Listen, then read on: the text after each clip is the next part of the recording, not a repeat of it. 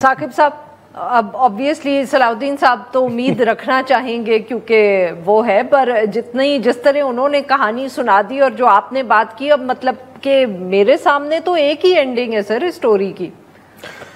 اب ایک دیکھیں نا، ٹرانسفر ججز کا ایک کیس چل رہا ہے، دوسری جانب ریزرو سیٹس کا کیس چل رہا ہے۔ جی جی، جس میں وہ میں نے آپ سے پوچھنا تھا اگر آپ وہ عائشہ ملک صاحبہ کی ججمنٹ آپس میں بڑے لنک ہے اس میں۔ اب وہ بینچ وہ کیس آگے لے کر چل رہا ہے، جو پچھلے ہفتے جو سماعتیں ہوئی تھی اس میں ہمیں لگ رہا تھا بینچ بھی کچھ جلدی میں ہے، مطلب وہ چاہ رہے ہیں کہ جلدی یہ کیس نمٹا دیا جائے، ریزرو سیٹس والا۔ جی، ریزرو سیٹس والا۔ اور ریزرو سیٹس میں جو میجارٹی جج تھے وہ ہیں ہی نہیں، مطلب 5 جج وہ ہیں ہی نہیں، اور جو جسٹس عائشہ اور جسٹس عقیل عباسی پہلے ہی الگ ہو چکے ہیں۔ اور اس میں بھی اٹھا کے باہر، اس میں ہم نے پہلے بھی بات کی تھی کہ 13 ججز میں سے صرف 4 نے یہ سوال اٹھایا تھا کہ آپ ریویو کے لیے ہمارے سامنے آ گئے ہیں الیکشن کمیشن، آپ تو ایک انڈیپینڈنٹ ادارہ ہے نا، آپ نے اس کو امپلیمنٹ کیوں نہیں کیا پچھلے 10 ماہ میں؟ یہ سوال صرف 4 نے اٹھایا تھا، 9 نے وہ سوال بھی نہیں اٹھایا۔ تو اٹ مین کہ سپریم کورٹ بھی کہتی ہے بٹ ٹھیک ہے، جس طرح سسٹم چلتا ہے اسی کے ساتھ چلیں۔ تو اگر مخصوص نشستیں دے دی جائیں حکمراں اتحاد کو تو ان کی 2/3 میجارٹی تو ویسے مکمل ہو جائے گی۔ یہ میری ویسے اسیسمنٹ ہے کہ اس ٹرانسفر ججز کیس میں اگر فیصلہ جو ٹرانسفر کی حد تک تو ہو سکتا ہے وہی ہو، لیکن سینئرٹی کی حد تک اگر کوئی ایسا فیصلہ آیا کہ سینئرٹی باٹم سے ہوتی ہے جب ٹاپ سے نہیں ہوگی، تو پھر کچھ ہمیں آئینی ترمیم بھی آ سکتی ہے، پھر آئینی ترمیم میں پروٹیکشن بھی ہو سکتی ہے، تو ساری چیزیں ہو سکتی ہیں، ایک محاذ تو ہے نہیں۔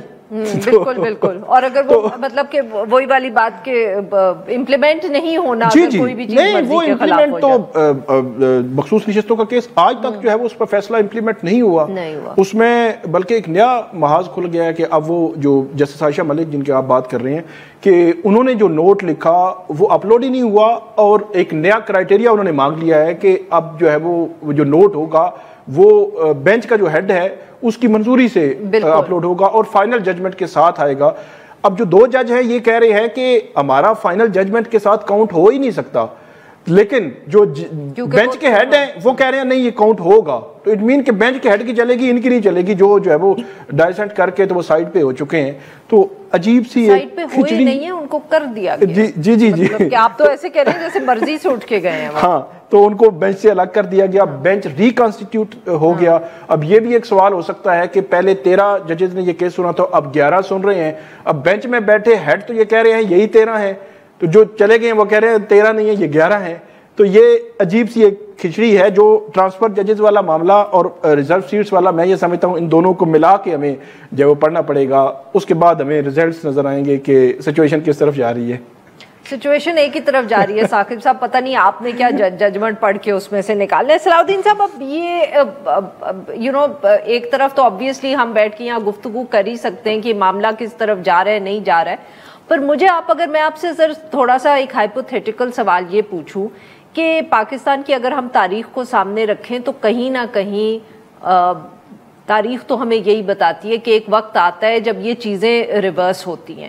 تو sir as a student of law مجھے یہ بتائیں کہ یہ جب اگر ایسا کوئی موقع آیا تو یہ اس کو ریورس کس طرح کریں گے؟ کیا یہ ممکن بھی ہوگا ریورس کرنا؟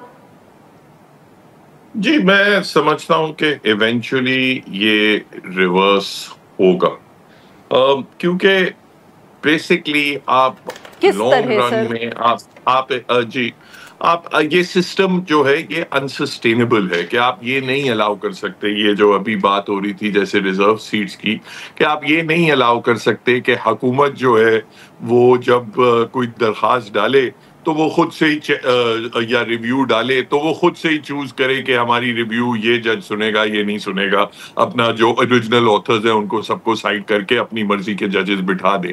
آئی مین سسٹینیبل نہیں ہے ان دا لانگ رن۔ ریورس کیسے ہوگا؟ ایک طریقہ تو یہ ہے کہ اگر کوئی پولیٹیکل چینج آتا ہے تو پارلیمنٹ سے ہی ہو۔ دوسرا طریقہ یہ ہے کہ اگر ویسے حالات اگر تھوڑے آج کل تو میں سمجھتا ہوں ججز بھی ایک خوف کی فضا میں آپریٹ کر رہے ہیں، مگر اگر کوئی ایک چینج آتا ہے، باہر کوئی چینج آتا ہے اور ایونچولی 26ویں ترمیم کا کیس جو ہے وہ سنا جاتا ہے اور اگر سپریم کورٹ بھی اس کو کالعدم قرار دیتی ہے، پھر یہ ہے کہ جو بیچ میں دین دی اونلی ڈیفیکلٹی از کہ بیچ میں جو ججز اپوائنٹ کیے گئے ہیں ان کا کیا ہوگا. اس کے لیے بھی تاریخ میں ہمارے پاس دونوں راستے ہیں. کچھ کیسز میں جس طرح ایک بار جب الجہاد کا کیس ہوا تھا تو جو ججز جو اپوائنٹ ہو گئے تھے ان کو ایک اسکروٹنی پروسیس میں ڈالا گیا تھا, کچھ کو رکھا گیا تھا, کچھ کو نہیں رکھا گیا تھا. پھر ایک سندھ ہائی کورٹ بار کا کیس ہوا تھا جب مشرف صاحب کی وہ جو آئینی غیر آئینی جو چینجز تھیں وہ ہوا تھا, نئے ججز بھرتی ہوئے تھے, بے شمار بھرتی ہوئے تھے. اس وقت تو 60-70 ججز کو واپس بھیجا گیا تھا. تو اٹ از پاسبل, بٹ صرف یہ ہے کہ ہمت ہو اور ول ہو تو ریورس کیا جا سکتا ہے.